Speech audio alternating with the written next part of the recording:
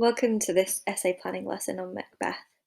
So we're going to have a look at different practice essays in this lesson, and they're all going to be at different levels. So some will be GCSE, some A level, some possibly beyond. So obviously kind of watch up to the level that you need, and if you're aiming for a really top grade at your level, maybe watch one level higher than you need so that you've kind of got a feeling for like at the very top of GCSE, it should be sort of approaching the quality of like a decent A-level essay, for example, where the very top of an A-level should be starting to feel like a university level essay. So always just push yourself if you feel like you understand the level that you're at, because that's how you get to the very top. But otherwise, if you're just aiming for, a good solid grade in your literature, make sure that you're confident with essay planning at your level. So the first thing that I want to talk about is that people actually really hate planning essays, and they try hard to avoid it from my experience. So yeah, I've got loads of students who come to me and they're like, I don't know how to plan an essay, or I don't bother planning an essay, or I plan as I go along, or I'm not sure what to write, all that kind of stuff. So if you're one of those people, then this is obviously for you. And the first thing I would say to you, as I say to all my in-person students that have the same approach, is if you can plan an essay well, it makes your life easier, not harder. So it's not a step that you take that's like one extra thing to worry about. It's like something you do to make everything else a lot simpler. So if you're writing an essay and you're like stuck in a paragraph and you don't know what to write, that's probably because you've not planned, or you haven't planned in the right way. If you're kind of like full of ideas and you've got a lot to say, but you don't know like what to say, and you kind of just sort of try and splurge it all out on a page without actually putting it into any kind of order, then obviously planning is going to fix that. So there's all kinds of problems that occur when people actually write essays that drag their grade down. And most of these problems can be fixed by planning, especially if you're aiming for a kind of B grade and above. You need this really solid, clear essay structure. So no matter how many good ideas you have or how much revision you've done, unless you can put it into a really solid essay, it's not going to make a difference to your grade. It's going to probably make it lower rather than higher because you're not focused enough on the whole essay form. So with that in mind, I'm just going to go through some example real life questions from real exams, and then ideas that I've explored with previous students. So these are all kind of like real lessons that I've done with different people, and kind of ideas that we came up with and how we structured the essays. Not all of them are finished because some of them we did in time conditions, and so it'll give you like a realistic idea of how much you can get done within a time frame as well. So the first essay we're going to look at is a GCSE style essay, and it's thematic, so it's theme based. We have here, explore how Shakespeare discusses the theme of deception in Macbeth. So I want you to just think about keywords first. So have a look at like what you think the main keywords would be in that if you need as well. So these are my keywords, and you might have got explore as well. You might have got discuss as well. These show that it's a discursive essay. So if you're not sure on types of essay, you can also take my basic essay writing course, and that goes through all the different types of essays and how to find out what kind of essay it is from the keywords, and then how to structure different types of essays, that kind of thing. So feel free to have a look at the basic essay writing if you're not 100% like confident on this type of stuff. Yeah, so we've got Shakespeare, so we have to focus on the writer. We need to focus on the idea of him and what did he intend by the text, what is the meaning that he's trying to convey to his society or his audience. And we need to focus completely on deception. So we can't talk about anything that is not to do with deception. Maybe we know loads about, I don't know, something that's not to do with deception. We know loads about Duncan and how great he is as a king, and we want to bring in the divine right of kings as context. All of that is not necessarily relevant for this kind of question. So you have to sort of tailor all of your knowledge to suit what the actual question is asking. Don't try and fit everything you know in there because it'll make your essay not balanced or not clear. So we're just looking at things that relate to the idea of deception. And you don't even necessarily need to say everything you know about it. You just need to come up with a really clearly organized answer on this theme. And then Macbeth is obviously the play, so you only talk about Macbeth, not Shakespeare's other plays or something else.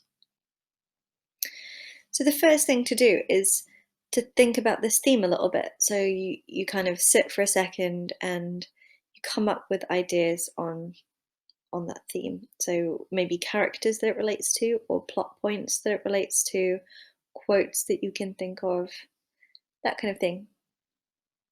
So you're welcome to pause and do that now, or if you aren't sure, you can just carry on and we'll go through a few different points below.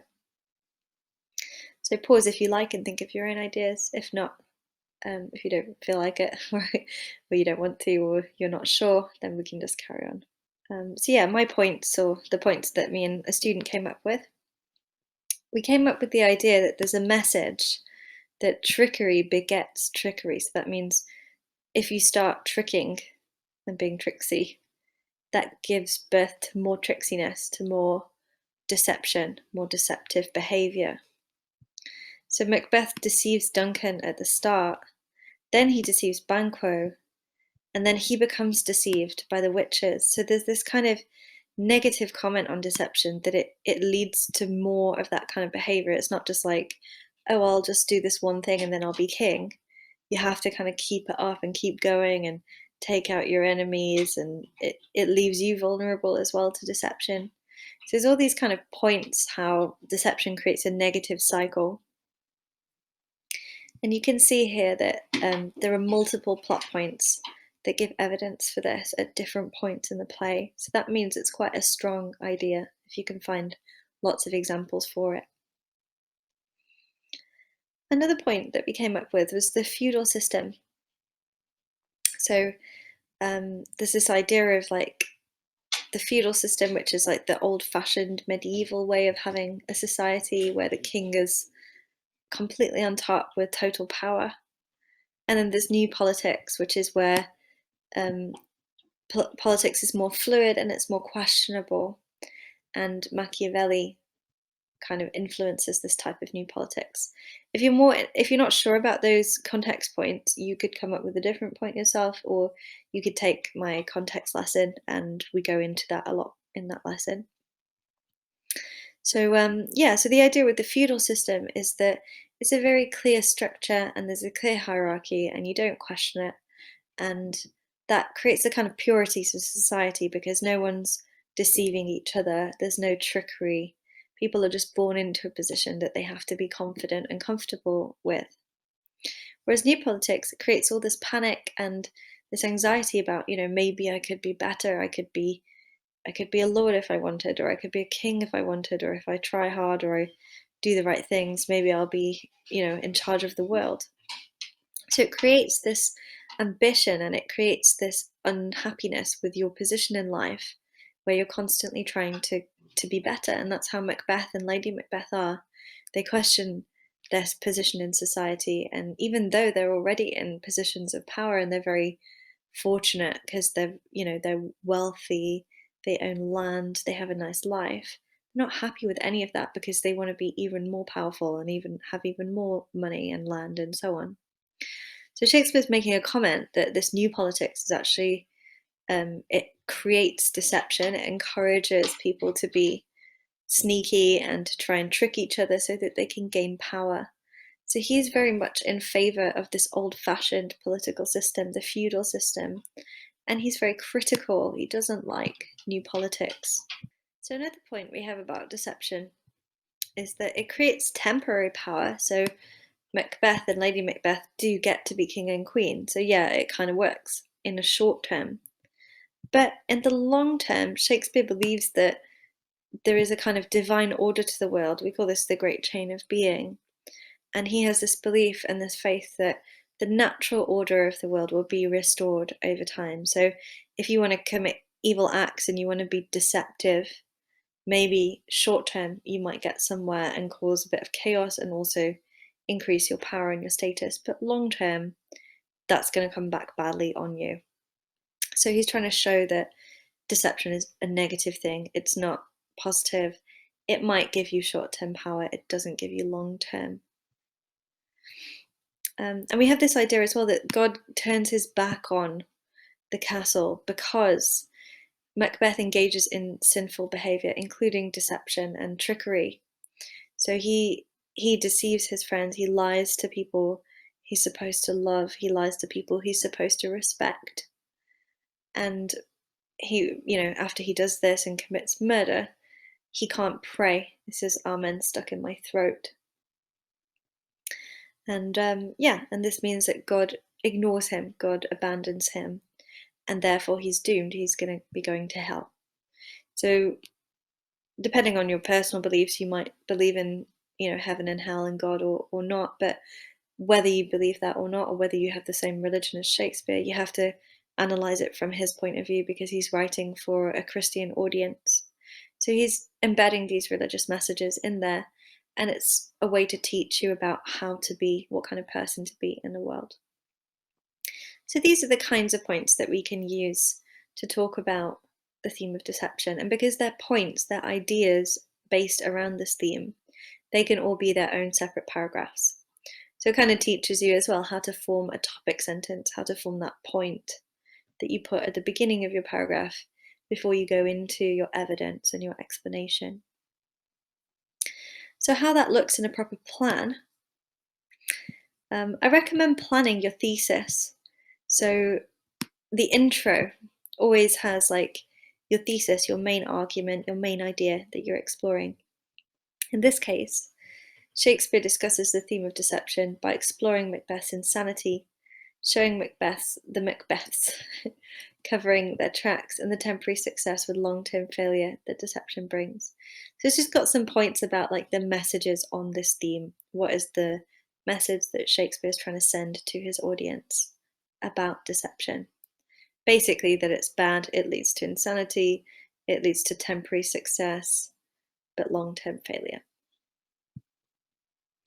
And then you can see that this is not actually my plan, it's a student's plan. So he's started planning, and he's had this idea that the first middle paragraph is going to be about insanity. So deception leads to Macbeth's insanity. So they're connected. If you lie to others, you start losing sense of your own truth. You could say that kind of point.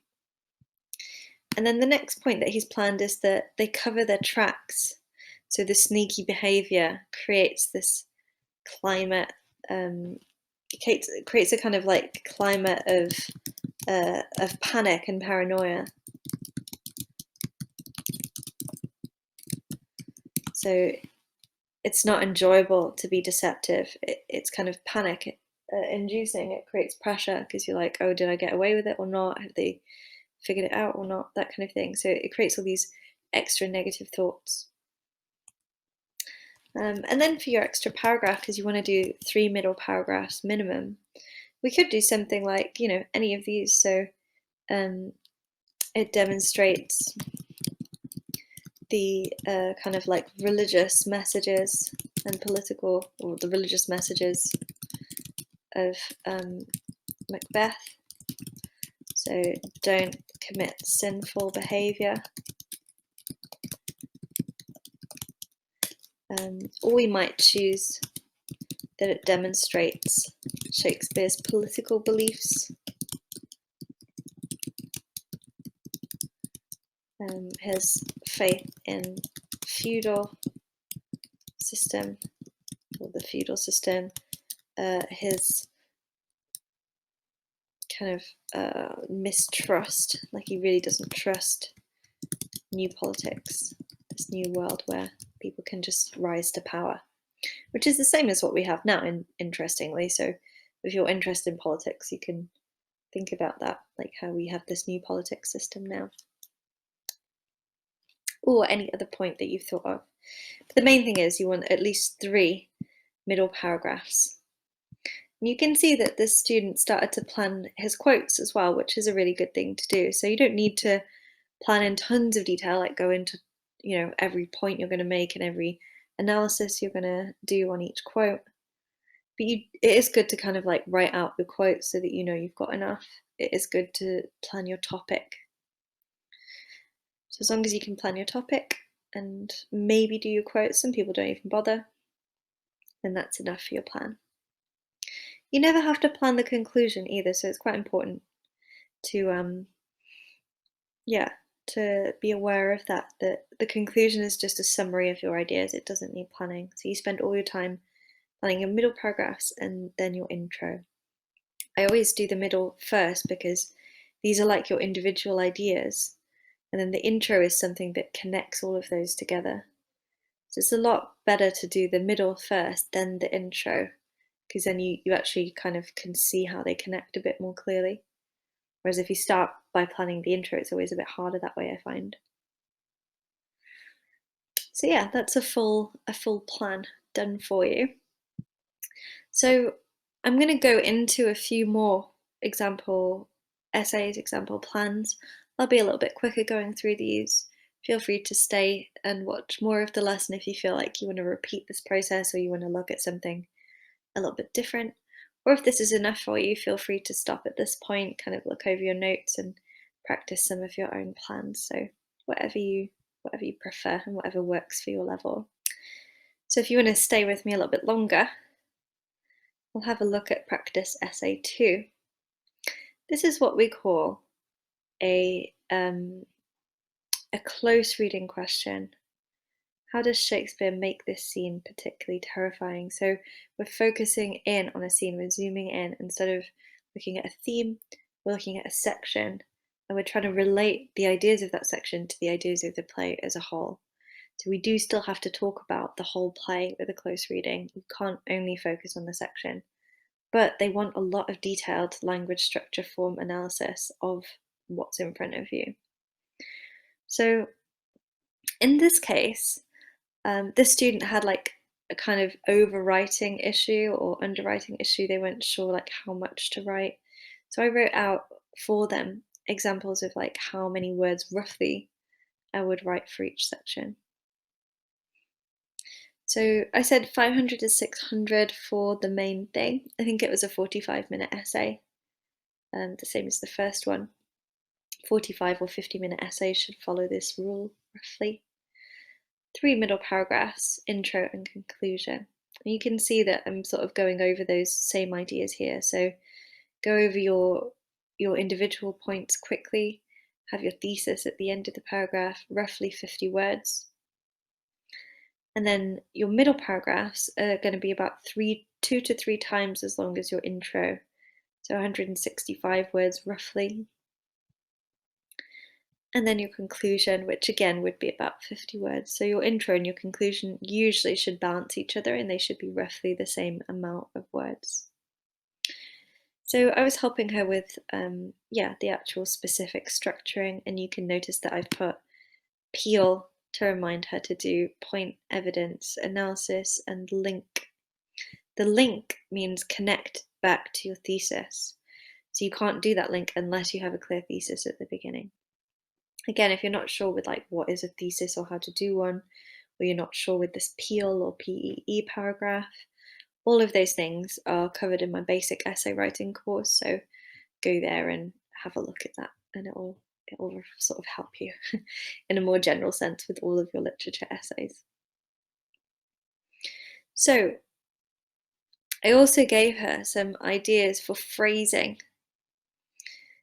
Shakespeare makes this scene particularly terrifying by it allows you to rephrase the words of the question in your answer. And if you do that and you stay kind of focused on what are the words in the question, what are the keywords that you're using, that's going to make you a lot more kind of to the point and a lot more direct. So make sure to rephrase those questions. And I gave her alternate phrasing for those 3 middle points. So furthermore, another way, you've got this idea of like building your points by using what we call transition words, so essay type words that help you connect ideas together. So I think this was we've not really done like what scene it was. It's just kind of how to tackle these kind of scene close reading type questions. But for the particular scene we were looking at was where he said amen stuck in my throat and where he started having visions.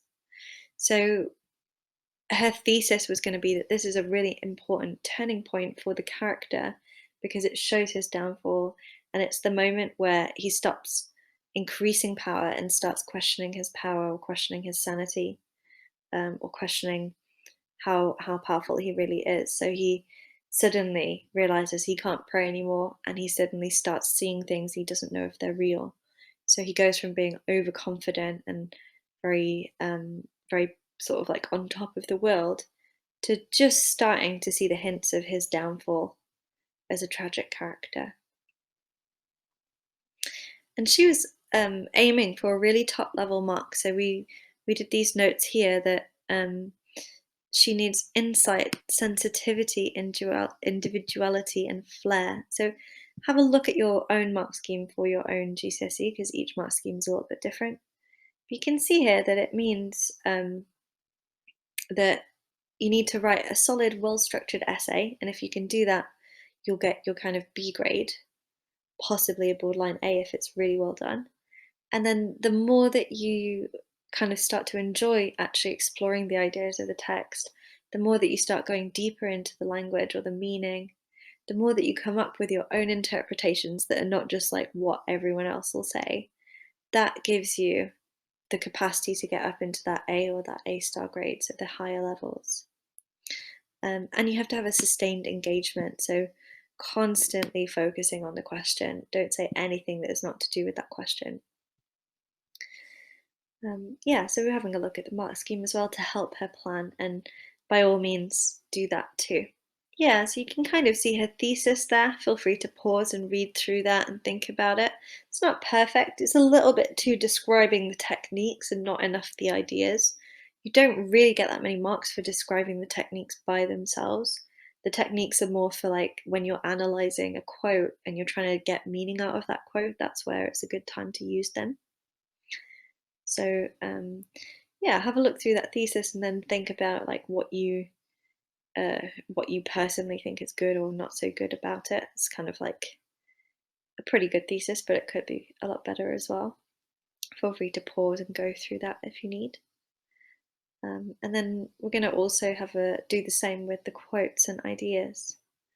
So I'm going to scroll down. You can have a look, pause here, and have a look at these quotes and these ideas and the way that the notes are sort of analysing them. So you can see her thought process, the way that she would go into analysis of those quotes. So hopefully you've kind of paused and looked at the first bit of that. I'm going to just go scroll down a little bit more so you can see a few more. Feel free to pause and have a look at these as well. Think about what you would say versus what she said. Is there anything that is missing here that you've actually picked up on? Because I'm sure there will be things. Or is there anything here that's unusual that you hadn't thought of before? If there is, write it down. So write down the quote and the ideas about that quote. And then we're going to just look at the final few quotes that she had.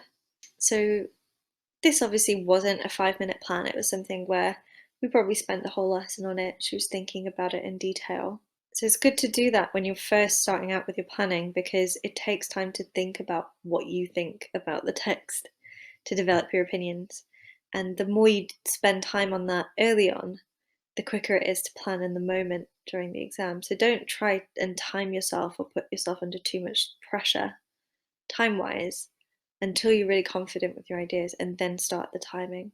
So I normally don't start timing plans with my students until like maybe 3 months out before the exam, just as a rough guide. Yeah, so you can see where that's going. So we didn't get to the point where she did her like actual topic sentences, or that kind of thing, but you can see roughly, the way that that is going to be going and the types of points she's going to make, what her thesis is, and how the analysis is going to connect to the thesis.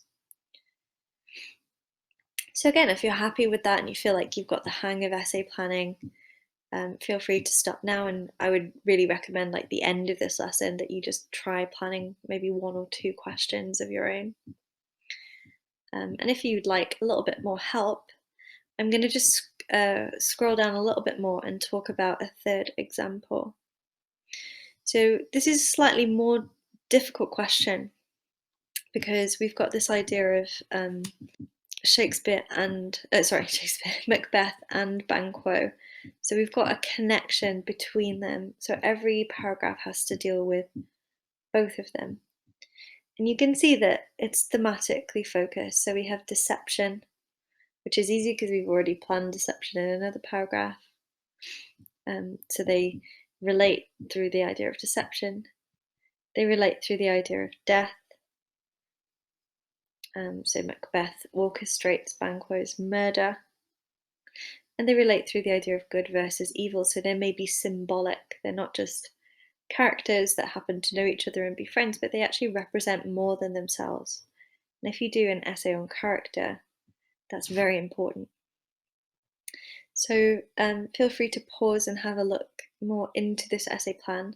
This was done under time conditions, so you'll see that it's not 100% finished off, but it's enough to see where that student was going to go with their ideas, and that's all you need for your plan. So I think I made him stick to like 5 minutes with this plan, which is why it starts very, very clear, and then it kind of ends in note form. It does include a stage direction, which is really important as well. So finally, as the last one, we're going to have a really quick look at an A-level type question and how this is a little bit more complex. So the main complexity with this is that it's not a discursive, it's not a discussion question, it's argumentative. So it says, to what extent do you agree with this view? So it's asking us about an opinion. Gives us the opinion that Macbeth's not evil, but he's actually led astray. And then we have to say whether we disagree or agree. So it's more about our opinion, and it requires a deeper judgment of positives and negatives on that question. So we have a critical quote, and we have to critique that quote. We have to kind of attack it or defend it.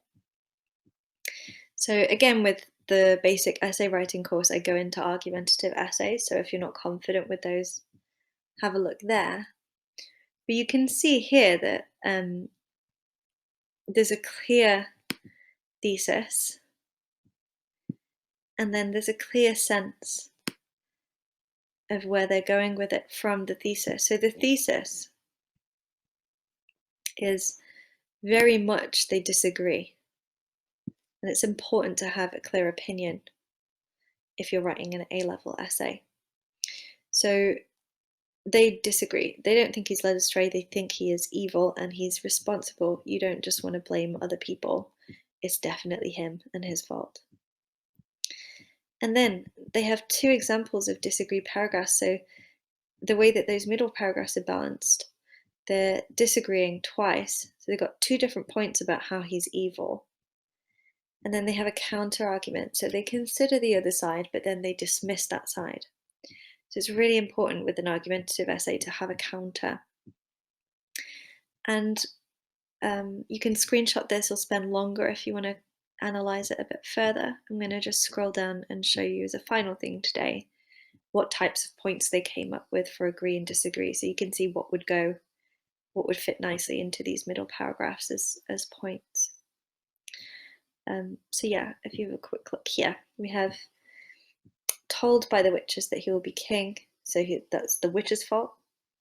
Pressured by Lady Macbeth, so that's her fault.